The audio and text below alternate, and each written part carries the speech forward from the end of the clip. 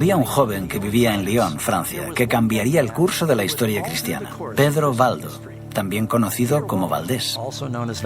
Era un joven comerciante. En 1179, el Tercer Concilio de Letrán condenó oficialmente las ideas de Valdo como heréticas. Más adelante, él y sus seguidores fueron excomulgados.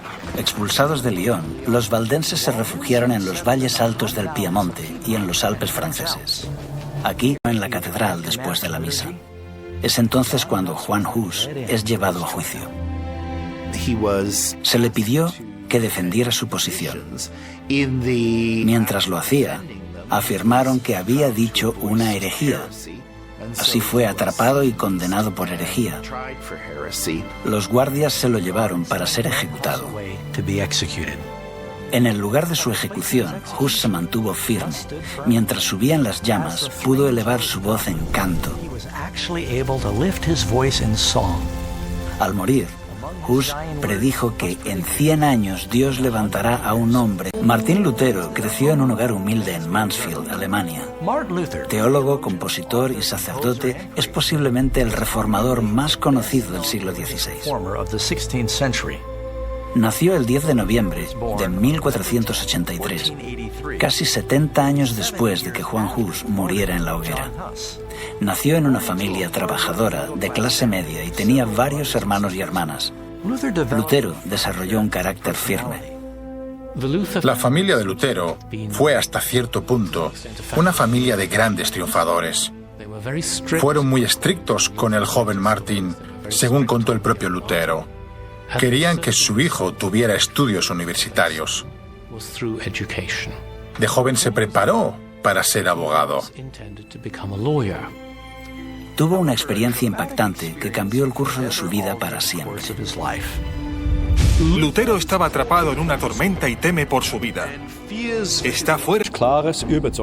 A menos que se me convenza mediante el testimonio de la Biblia o claros argumentos de la razón, pues no creo ni a papas ni concilios. He sabido que muy a menudo han errado y se han contradicho entre sí. Mi conciencia está cautiva de la palabra de Dios. No puedo retractarme y no me retractaré de nada. Pues ir contra la conciencia no es seguro ni correcto. Esta es mi posición. No puedo obrar de otro modo. Que Dios me ampare. Amén. El concilio no pudo decir mucho en respuesta a esto, pero Lutero fue declarado un criminal. Sus escritos fueron prohibidos y ordenaron su detención. El documento decía: queremos que sea arrestado y castigado como un hereje notorio. A Lutero se le había dado un salvoconducto para ir a la dieta de Worms, tal y como se le había dado a Hus para acudir al concilio de Constanza unos 100 años antes. Algunas autoridades instaron al emperador Carlos V a ignorar el salvoconducto, así como Segismundo lo había hecho con el salvoconducto de Hus.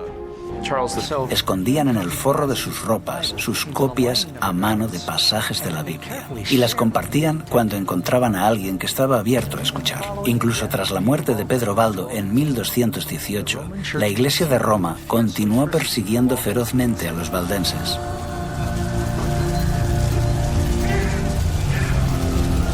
Durante siglos fueron perseguidos y condenados a muerte en diferentes países europeos.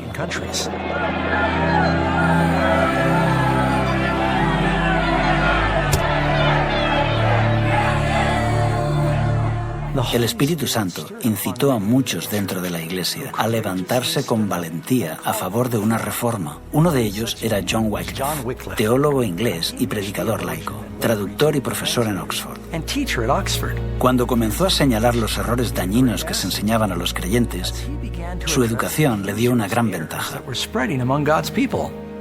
Wycliffe nunca quiso ponerse en contra de los líderes de la Iglesia, pero al ver las evidentes contradicciones entre lo que decía la Biblia y lo que hacía la Iglesia, no pudo guardar silencio. Es extraño que alguien como Wycliffe se convirtiera en hereje porque era catedrático de Oxford. Fue educado en la estructura de la Iglesia, pero estaba afligido por lo que veía a su alrededor. Cuando vio que Roma sustituía las Sagradas Escrituras por la tradición, acusó a los sacerdotes de privar a la gente del pan de vida. Creía que la Biblia era una autoridad suprema y organizó la traducción de la Biblia. Tenía seguidores llamados lolardos, quienes iban por todas partes distribuyendo la Biblia y predicando. Creían en la importancia de leer la Biblia. Leían la traducción de Wycliffe y creían en una religión más sencilla, que ya los valdenses y otros habían promovido en el siglo XII. Este